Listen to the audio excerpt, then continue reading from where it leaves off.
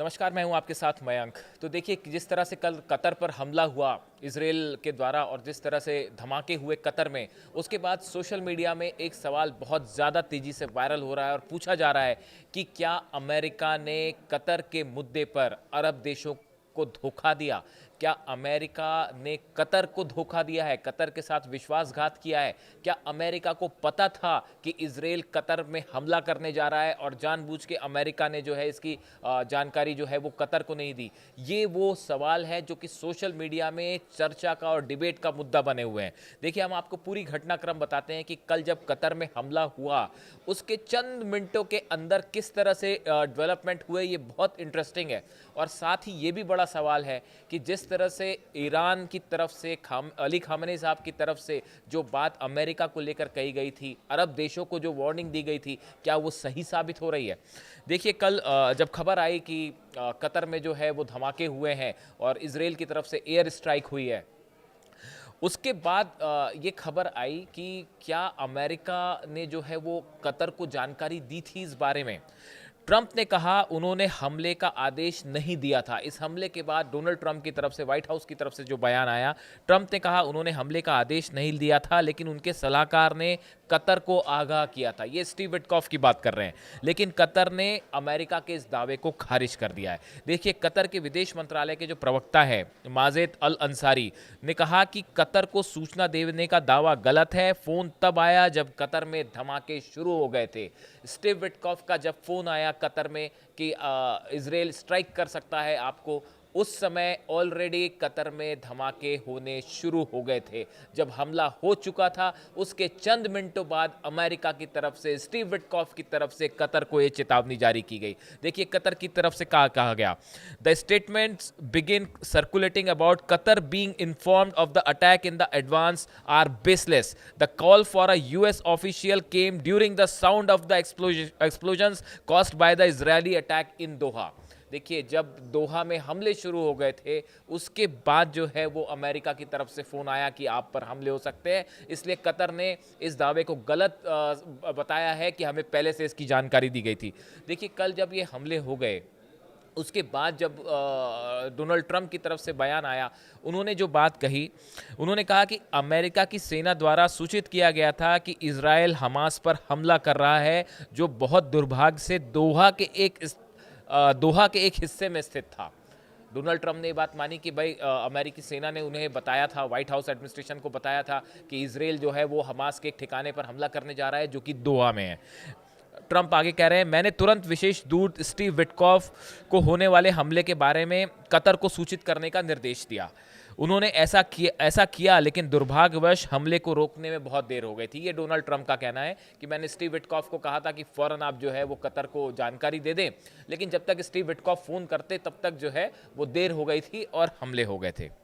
अब इसी बात को लेकर ये सवाल उठ रहा है, बड़े सारे सोशल मीडिया में जो है इस तरह की राय सामने आ रही है कि जानबूझ के अमेरिका की तरफ से देर से सूचना दी गई, ऐसा सोशल मीडिया पर चर्चाएं हो रही हैं। कई विदेश नीति के जानकार जो हैं वो ये बात कह रहे हैं कि भाई ये अमेरिका खुद चाह रहा था कि हमास के इन ठिकानों पर जो है वो दोहा में हमले हों, इसलिए देर से जानकारी दी गई। देखिए, इसके बाद ट्रंप ने कहा कि इसके बाद उन्होंने नेतन्याहू से बात की। उन्होंने कहा, प्रधानमंत्री नेतन्याहू ने मुझसे कहा कि वह शांति स्थापित करना चाहते हैं। मेरा मानना है कि यह दुर्भाग्यपूर्ण घटना शांति के लिए एक अवसर के रूप में काम कर सकती है। उसके बाद जो है नेतन्याहू से भी ट्रंप ने बात की। इसके बाद ट्रंप ने कहा कि उन्होंने कतर के अमीर शेख तमीम बिन हमद अल थनी को फ़ोन पर आश्वासन दिया कि उनकी धरती पर ऐसा दोबारा नहीं होगा। कतर को जो है वो डोनाल्ड ट्रंप की तरफ से कहा गया कि इस तरह की घटना जो है वो फिर से नहीं होगी। अब देखिए, कतर की तरफ से मैं पहले आपको बेसिक स्टेटमेंट बता रहा हूं कि किसने क्या कहा और ये घटनाक्रम कैसे हुआ। जो प्रधानमंत्री हैं अल थानी कतर के, इनकी तरफ से कहा गया, ने सीधे इजरायली प्रधानमंत्री बेंजामिन नेतन्याहू पर आरोप लगाते हुए कहा कि ये हमला इस बात का संकेत है कि क्षेत्र में एक ऐसा ताकतवर खिलाड़ी मौजूद है जो अराजकता फैला रहा है। ये इजराइल के लिए कह रहे हैं। नेतन्याहू पूरे क्षेत्र को अपूर्णीय टकराव की ओर धकेल रहे हैं, एक बड़ी जंग की तरफ, एक बड़े टकराव की तरफ जो है वो पूरे मिडिल ईस्ट को धकेल रहे हैं, ऐसा कतर का कहना है।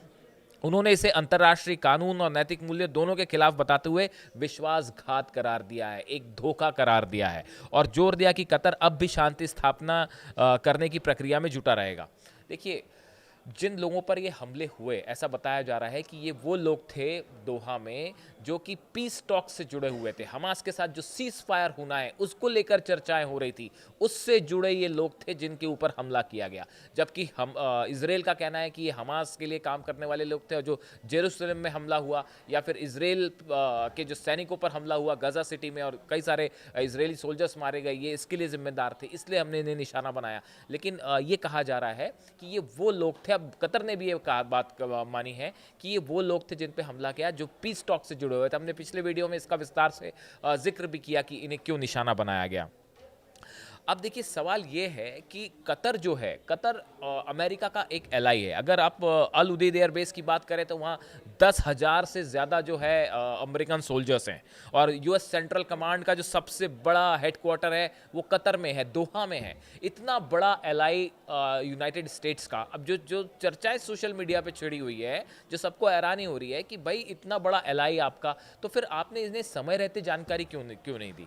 ये बात जो है वो किसी को बहुत सारे लोग सोशल मीडिया पे ये कह रहे हैं कि अमेरिका की तरफ से ये कहना कि भाई हमसे देर हो गई जानकारी देने में, सोशल मीडिया में तमाम लोगों का कहना है कि ये हो नहीं सकता। उनका कहना है कि ये अमेरिका की तरफ से सही समय पे जानकारी नहीं देना ये संभव नहीं है, जानबूझ के ये देर की गई, ऐसा सोशल मीडिया पे कहा जा रहा है। अब देखिए, इतना बड़ा एलाई कतर जो कि जो है वो कई बार कतर ने तालिबान और मुस्लिम ब्रदरहुड नेताओं की मेज़बानी भी की है और इसलिए शायद कहा जा रहा है कि वो इसराइल के निशाने पर आ गया और उसने कई बार हमास की मदद भी की, मतलब फाइनेंशियली मदद करने की भी कोशिश की है। तो इन हालात में अगर अमेरिका का एलाई है कतर, तो फिर अमेरिका ने सही वक्त पे कतर को जानकारी क्यों नहीं दी? क्या ये अरब देशों के साथ अमेरिका का धोखा है? इसको इस तरह से भी सवाल पूछे जा रहे हैं, क्या कतर के साथ अमेरिका ने धोखा किया, जबकि कतर इतना बड़ा आपका एलाई है। और अब देखिए, एक बड़ा समझौता भी करने जा रहे हैं ट्रंप जो है वो कतर के साथ, डिफेंस डील, वो एक अलग बात है। अब सवाल ये है कि देखिए, अभी कुछ वक्त पहले अली खामेनी साहब की तरफ से ये बात कही गई थी, जब ईरान के साथ न्यूक्लियर टॉक्स हो रही थी अमेरिका की, तब ईरान की तरफ से, अली खामेनी साहब की तरफ से ये बात कही गई थी कि भाई आप अमेरिका पर भरोसा नहीं कर सकते, क्योंकि अमेरिका के स्टेटमेंट सुबह कुछ होते हैं, दोपहर को कुछ होते हैं और शाम को कुछ होते हैं। उन्होंने ये बात न्यूक्लियर टॉक्स को लेकर कही थी। जो ईरान के विदेश मंत्री हैं उनकी तरफ से ये बात कही गई थी कि भाई इनके स्टेटमेंट लगातार बदलते रहते हैं, इसलिए हम इन पर भरोसा कैसे करें।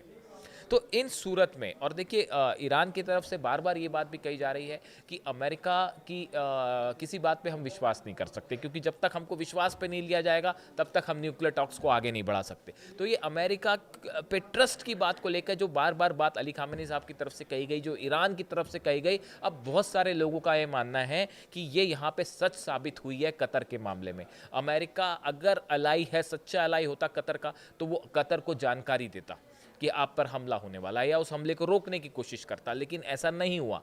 इसीलिए कई लोगों का ये कहना है कि ईरान जो कह रहा था, अली खामेनी साहब जो कह रहे थे, वो बात सच साबित हुई अमेरिका को लेकर। अमेरिका पर विश्वास नहीं हो सकता। कुछ लोग इसीलिए ये भी कह रहे हैं कि क्या अरब कंट्रीज़ को, अरब देशों में देखिए, चाहे सऊदी हो या कई और देश हैं जिनमें जिनके जो है वो अमेरिका के साथ अच्छे टर्म्स हैं, अमेरिका के बेसेस भी हैं, 10 से ज़्यादा बेसेस हैं इन कंट्रीज़ में, क्या इन कंट्रीज़ को, कतर के नाम पे इन कंट्रीज़ को, इन मुस्लिम देशों को, अरब कंट्रीज़ के साथ भी अमेरिका ने धोखा किया है? कई लोग ये सवाल पूछ रहे हैं, सोशल मीडिया में ये ट्रेंड कर रहा है, आप चेक कर सकते हैं। तो इन सिचुएशन में एक बात ये उभर के सामने आ रही है, जो बार बार ये कहा जा रहा है कि क्या अब मुस्लिम देश क्या करेंगे?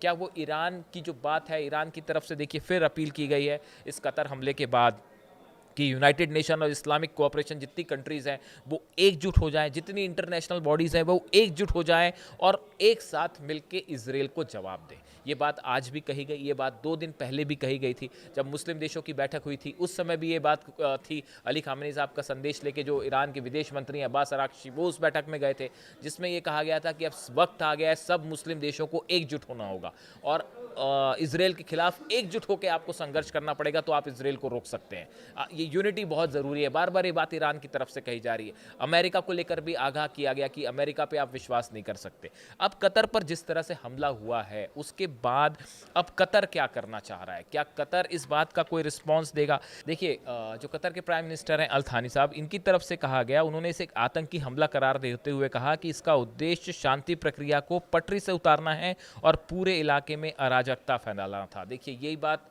कतर की तरफ से कही जा रही कि जो पीस टॉक्स चल रही हैं उसको डिरेल करने की जो है वो एक कोशिश थी। उसके बाद कहा गया कि कतर अपनी संप्रभुता और क्षेत्रीय अखंडता के किसी भी उल्लंघन को बर्दाश्त नहीं करेगा और ज़रूरत पड़ने पर उचित जवाब देने का अधिकार रखता है। ये बात कतर की तरफ से कहेगी, अगर ज़रूरत पड़ेगी तो हम रिस्पॉन्स भी देंगे। लेकिन अब बड़ा सवाल ये है कि क्या जो बात ईरान ने कही, अरब देशों को जो आगाह किया, अरब देशों से जो इसराइल के खिलाफ एकजुट होने की बात कही, अमेरिका को लेकर जो बात कही, क्या वो सच साबित हुई इस कतर पर हमले को लेकर? अब इससे जुड़े जो भी डेवलपमेंट हैं वो अगले 1-2 दिन में सामने आएंगे कि कतर की तरफ से क्या रिस्पांस होता है। मुस्लिम देश जो हैं वो इसकी आलोचना तो कर रहे हैं, लेकिन ये आलोचना किस हद तक जाएगी? और ईरान ने जो है वो खुल के जो है वो इस मामले में इसराइल की मजम्मत की है। इस सिचुएशन में अब अगला कदम ईरान का क्या होगा? और गजा को लेकर अगले 48 घंटे बेहद अहम है। गजा में सिटी के अंदर एंटर करने के लिए तैयार हैं इजरायली फोर्सेस। क्या ऐसी सूरत में क्या ईरान वर्सेस इजराइल जंग के हालात एक बार फिर बनेंगे? इससे जुड़ा जो भी डेवलपमेंट होगा वो हम आप तक पहुंचाएंगे। Thank you so much.